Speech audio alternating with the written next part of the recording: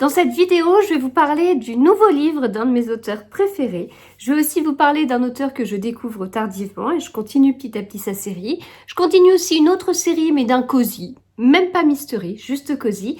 Et puis, j'ai lu un thriller pour young adult. Voilà.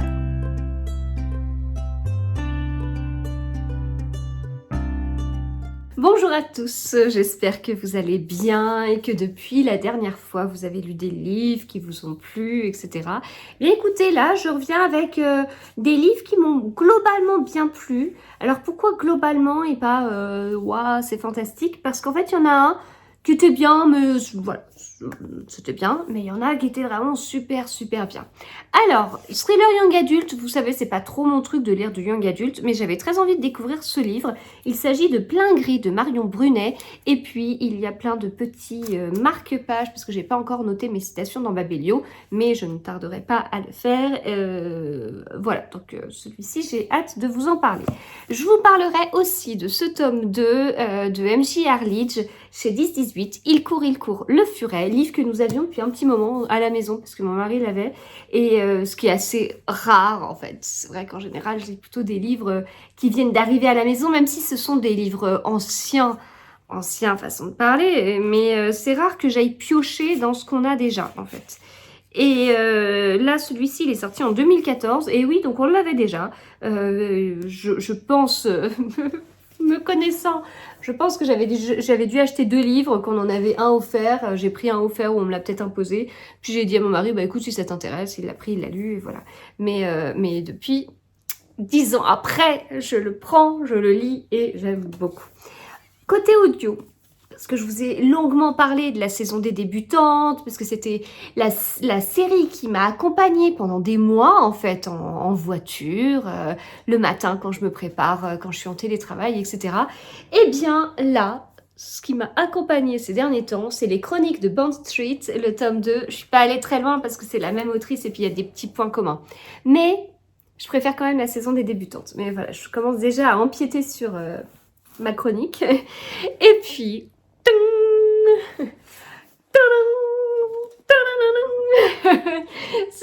je vous raconte même pas dans quel état j'étais quand je l'ai reçu. Oh là, j'étais tellement contente. Les Effacés de Bernard Minier, le tome 2 de la série Lucia.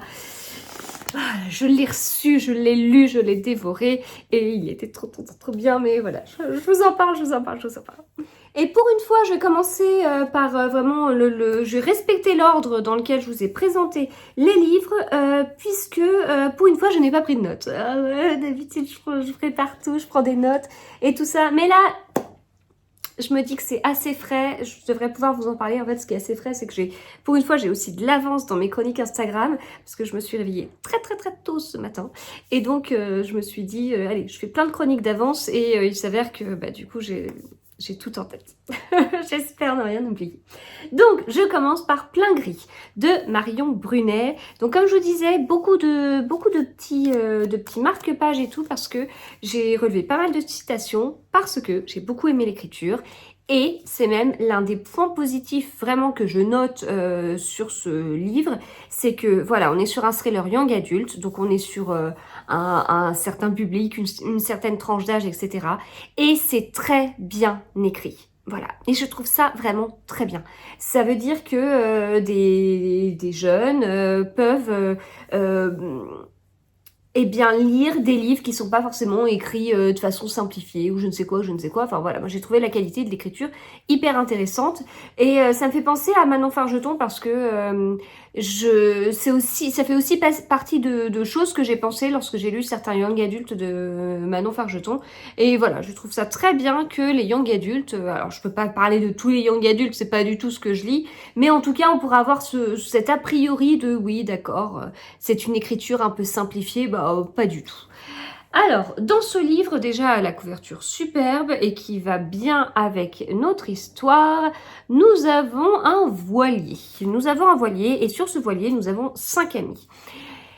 Mais ils sont pas tous vivants. Il y a 4 vivants et il y a l'un de ces 5 amis qui est malheureusement mort. On ne sait pas pourquoi en fait. Et on nous titille pas trop dans le livre en nous disant et en fait c'est là qu'il s'est passé et en fait non, il n'y a même pas des choses comme ça, il n'y a même pas des teasings, il n'y a même pas rien, il est mort et limite ça paraît normal et limite si on lit le livre on pourrait presque oublier qu'il est mort et qu'on sait pas pourquoi. Voilà. Donc c'est assez original. Le livre se passe un peu sur 2 temporalités mais qui sont pas hyper défini, c'est pas non plus une double temporalité où tout est très très marqué au niveau de la temporalité justement. Là en fait on a 2 temporalités qui sont eh bien le présent, nos ados qui sont voilà sur leur voilier. En plus ils ont malheureusement enfin, ils doivent faire face à plein de choses. On a l'impression de vivre ça avec eux. Hein. Moi, je m'y connais absolument pas en voilier. Vraiment, je connais pas le vocabulaire. Je sais pas les risques, les machins, ce qu'il faut faire, ce qu'il faut pas faire. Mais on vit ça totalement avec eux, en fait. Et on vit cette traversée cauchemardesque. Voilà, donc là, ça, c'est une temporalité. On a une seconde temporalité, et dans cette seconde temporalité, on va assister, on va remonter dans le passé et voir comment ce groupe d'amis s'est formé. Dans ce groupe d'amis, eh bien, on a 5 personnages. L'histoire est plutôt autour d'Élise. C'est à la première personne. Oui, c'est raconté à la première personne. Et donc c'est plutôt Élise qu'on suit. Mais en fait, elle va nous raconter comment le groupe d'amis s'est créé, comment elle a rencontré chacun des autres amis qui sont sur ce voilier, comment le groupe s'est petit à petit modifié à chaque fois qu'un nouveau membre arrivait, etc., etc. Un peu le rôle de chacun. Et il s'avère que celui qui est mort s'appelle Clarence et en fait c'était un peu le leader du groupe. Voilà. C'est lui qui faisait la pluie et le beau temps, les gens le suivaient et qu'ils aient envie ou non presque, c'est avec un côté très magnétique, pas forcément tout en gentillesse non plus, pas forcément, c'est pas forcément des choix toujours les plus sensés, etc. Mais voilà, il avait un certain charisme, on va dire, ce qui fait poser encore plus de questions sur sa mort. Enfin, pourquoi il est mort? Pourquoi il est mort? Voilà, donc on est sur un thriller, on n'est pas sur un thriller au rythme haletant, on est quand même sur un...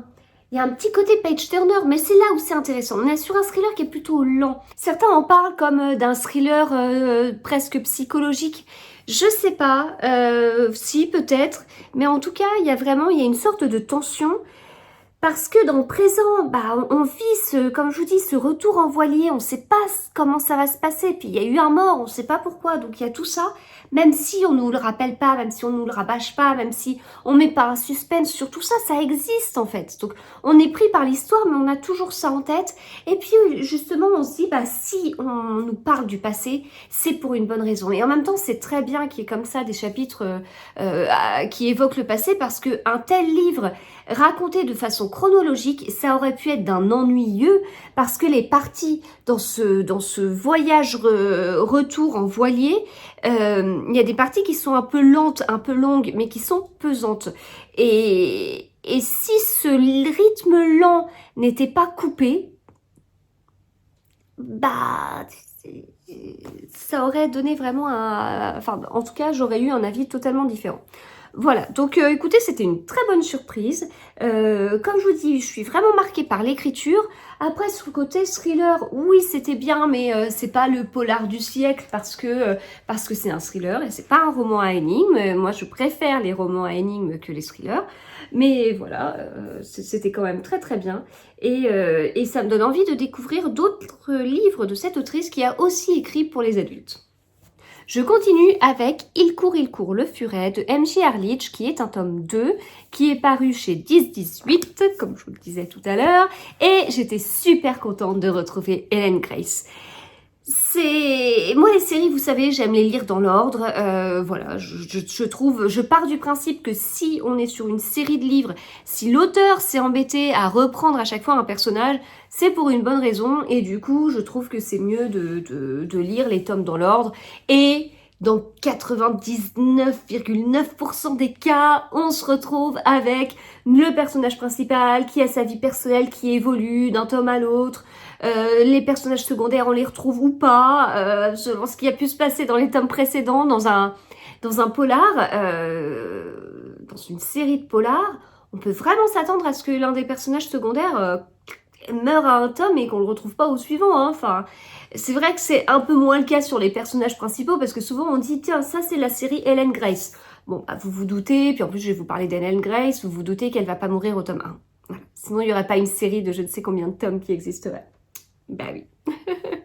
Mais je trouve vraiment que ça a un intérêt de lire les tomes dans l'ordre. C'est à nouveau le cas ici. Il y a des personnages qu'on retrouve.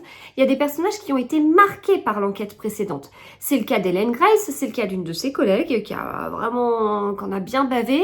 Il y a des petites choses en plus qui sont évoquées de l'histoire précédente tellement ces personnages sont marqués par ça, qui vont spoiler le tome 1. Et puis on retrouve aussi des personnages un petit peu moins sympathiques, genre une journaliste qui a déjà fait ses preuves dans le tome précédent. Donc j'étais contente de retrouver les personnages, j'avais beaucoup aimé le tome 1, j'avais été marquée par le rythme vraiment bien haletant en fait, avec des chapitres courts, des alternances de personnages et tout ça. Enfin pour moi il y avait tous les ingrédients pour être un bon page turner, et c'était un bon page turner, donc ça tombe très très bien. Donc hâte de lire ce tome 2 et tout ce que j'avais apprécié dans le tome 1, j'ai retrouvé dans ce tome 2 avec des chapitres courts, avec plusieurs histoires dans l'histoire, avec plusieurs personnages, on alterne, etc. etc.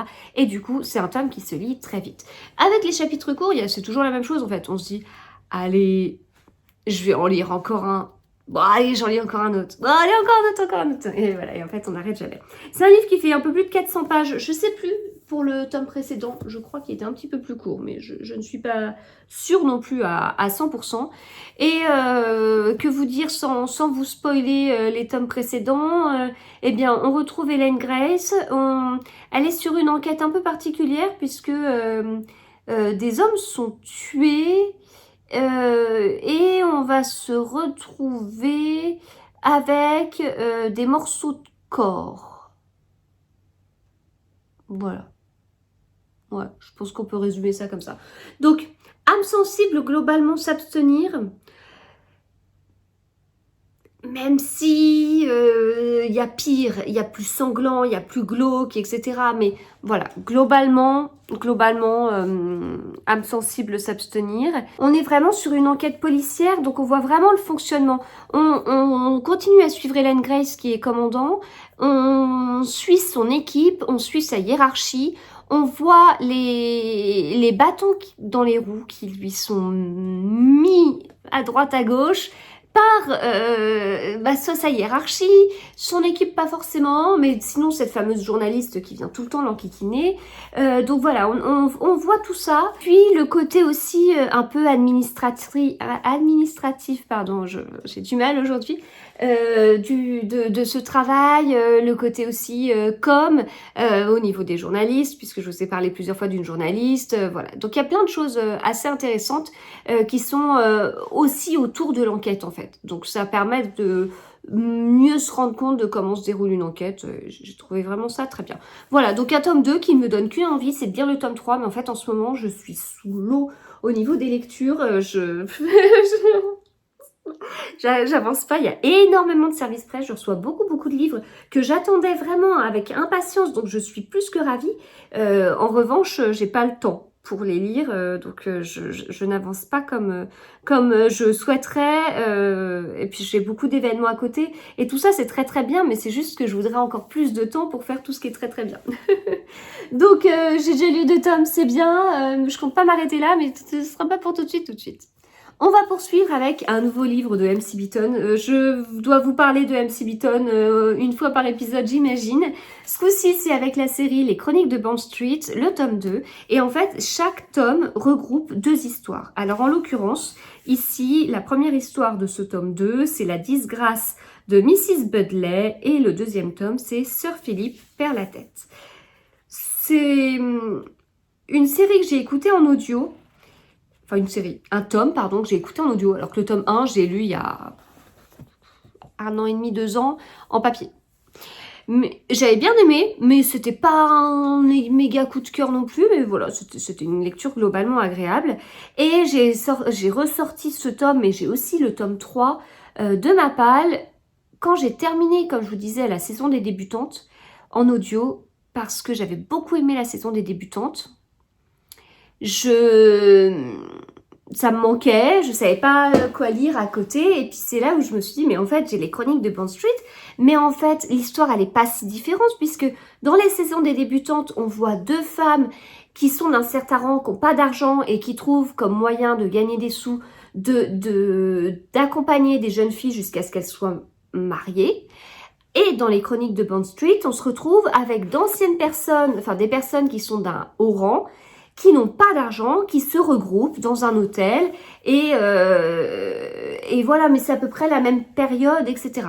Et en plus, dans les deux cas, on se retrouve sur un livre très cosy, mais absolument pas cosy mystery, c'est cosy tout court. Donc, beaucoup de points communs. Donc, je me suis dit, bah pourquoi pas, en fait, je vais reprendre cette série.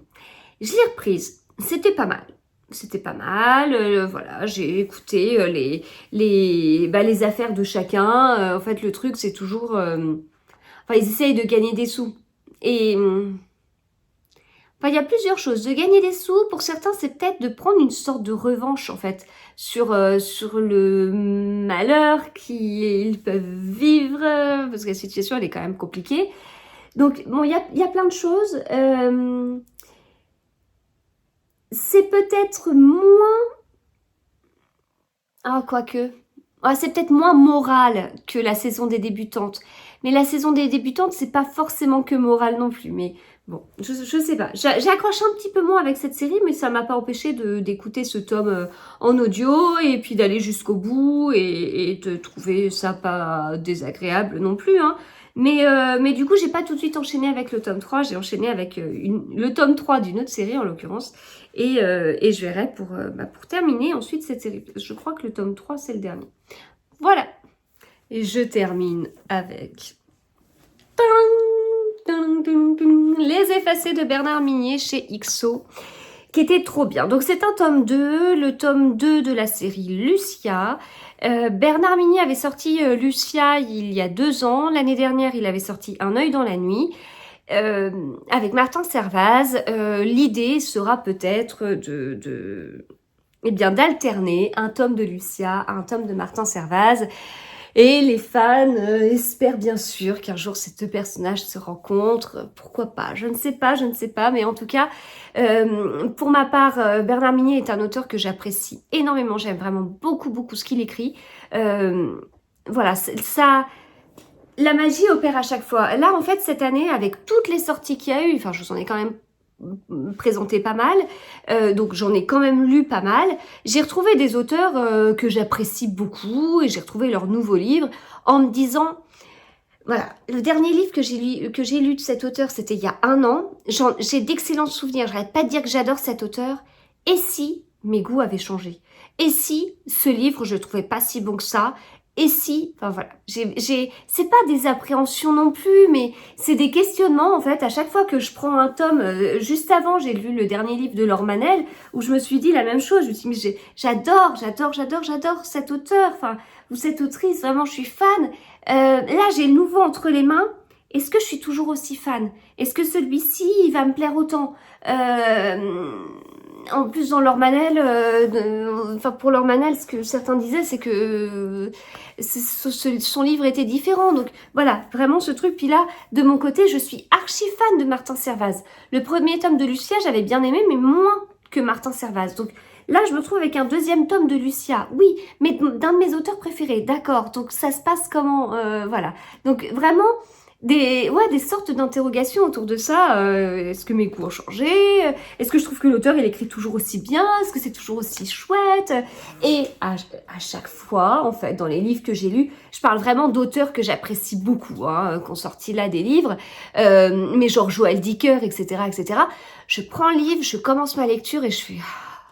presque, oui, enfin, ok, je sais pas quel est le dénouement, ok, je sais pas par où l'histoire va passer, etc. Mais en 5-10 pages, enfin vraiment quel plaisir, qu'est-ce que c'est agréable de retrouver cette écriture inimitable parfois. Et voilà, on est vraiment sur des bons en fait. Et ça me le fait d'autant plus que, en fait, l'année dernière, quand j'ai lu le tome de Martin Servaz, Un œil dans la nuit, quand il est sorti chez XO, moi, je venais de finir, de me mettre à jour dans la série Servaz, que j'avais découverte un an auparavant, un peu moins d'un an auparavant. Lorsque j'ai lu le dernier livre de Laure Manel l'année dernière, Ce que disent les silences, eh bien, je venais à peine d'être à jour dans tous ces livres. Joël Dicker, bon, là, j'achète son livre à chaque fois qu'il sort, mais c'est tous les 2 ans. Donc, en fait, pour Bernard Minet, pour Laure Manel, il y avait vraiment ce truc l'année dernière où, quand j'avais lu leur livre, j'avais bien aimé, mais je sortais d'une période où j'en lisais beaucoup. Là, ça fait un an. Comme tout le monde, hein, tout le monde attend un an, sauf quand on est comme moi et qu'on se retrouve à rattraper une série, voilà.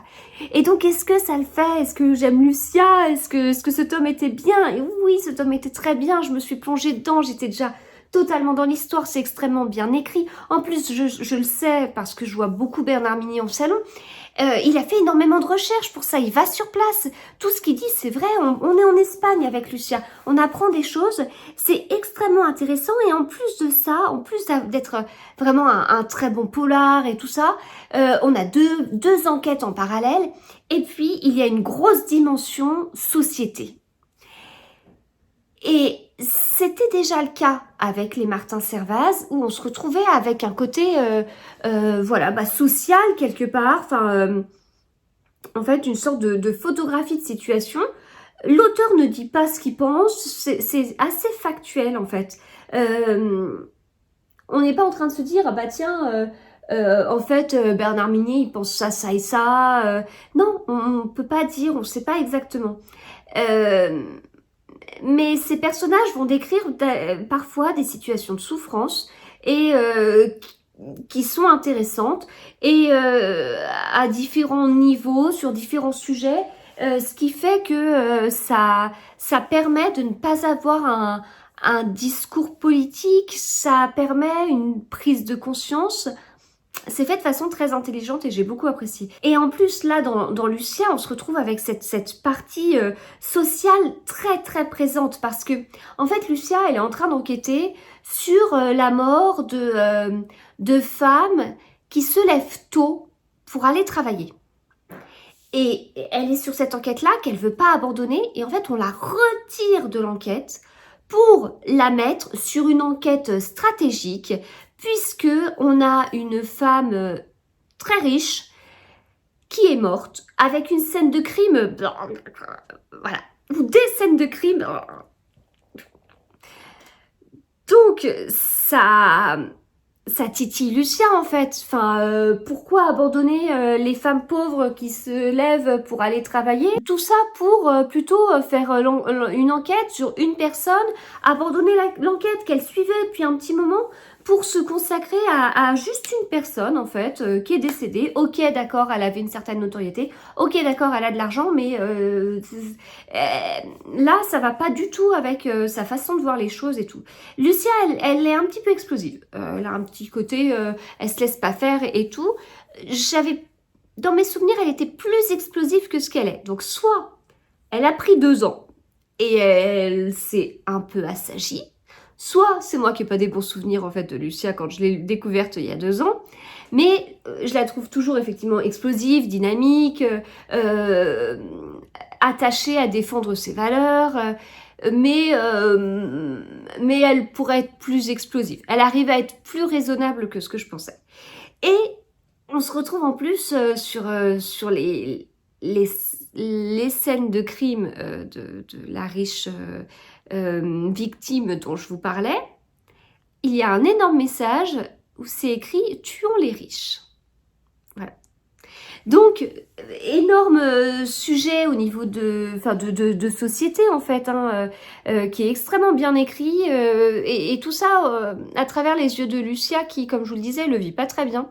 Donc, j'ai beaucoup apprécié parce que, bien sûr, c'est un sujet en plus, c'est pas l'enquête en fait. L'enquête, c'est qui a tué la fameuse victime richissime et qui a tué les femmes qui se levaient juste pour aller travailler en fait.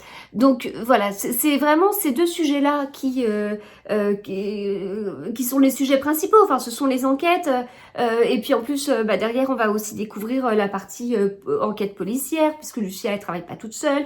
Il y a sa hiérarchie, il y a même plus haut que ça, plus haut que sa hiérarchie dans la police.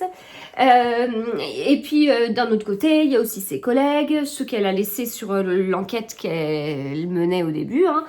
Donc tout ça, c'est vraiment intéressant parce que c'est assez rythmé, c'est assez prenant.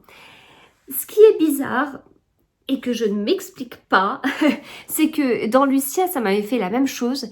Donc dans Lucia 1 et dans Lucia 2, dans Lucia et dans Les Effacés, il y a des petits moments qui me font penser à Agatha Christie. C'est fou parce qu'en fait, on est sur une enquête en Espagne, donc c'est pas l'Angleterre, on est sur une héroïne explosive qui n'a rien à voir avec Hercule Poirot et Miss Marple, mais il y a des petits passages qui m'ont fait penser à Agatha Christie, certainement parce qu'on se rapprochait d'une sorte d'enquête assez classique, en fait. Voilà. Donc j'ai passé un excellent moment, je ne peux que vous le conseiller. Vraiment, moi j'ai trouvé meilleur que le tome 1. C'est bien de lire le tome 1 avant, mais moi si ça spoil un ou deux trucs. Mais je trouve ça moins important que dans la série Servaz. Alors que pour moi, là, dans la série Servaz, il faut vraiment les lire dans l'ordre parce que c'est tellement spoilant. Puis cette série, elle est tellement bien de toute façon. Et en fait, dans la série Servaz, Bernard Minier change radicalement de lieu, de construction, de personnages. Bien sûr, on retrouve toujours Martin Servaz, mais parfois, il y a un tome en particulier, je crois que c'est N'éteins pas la lumière, dans lequel, dans les premières pages, dans les premiers chapitres, on voit pas Martin Servaz. Et on le voit par la suite, mais voilà, à chaque fois, ok, c'est un personnage qu'on retrouve, mais il réécrit tout en fait. Là, j'ai trouvé que c'était assez semblable au niveau de la construction au premier Lucia. On n'est pas totalement dépaysé. Voilà, donc c'est peut-être aussi pour ça que c'est... C'est peut-être aussi pour ça que c'est moins gênant de lire le tome 2 sans avoir lu le tome 1. Bon, en tout cas, je vous conseille. Si vous ne connaissez pas Bernard Minier, il faut lire Bernard Minier parce que c'est trop, trop bien. Voilà, bah écoutez, je vais m'arrêter là. J'espère que cette vidéo vous a plu. En tout cas, moi, ça m'a fait plaisir d'enregistrer parce que moi, j'aime bien parler des livres qui m'ont plu. Je vous parle aussi de ceux qui m'ont moins plu. Hein. Les seuls que je chronique pas, ce sont les abandons parce que je serais bien embêtée de chroniquer un abandon alors que je n'ai pas pu lire toute l'histoire parce que je l'ai abandonné. Mais sinon, je vous chronique tout ce que je lis entièrement. Voilà, bah écoutez, je vous souhaite de très bonnes lectures et on se retrouve très vite. À bientôt.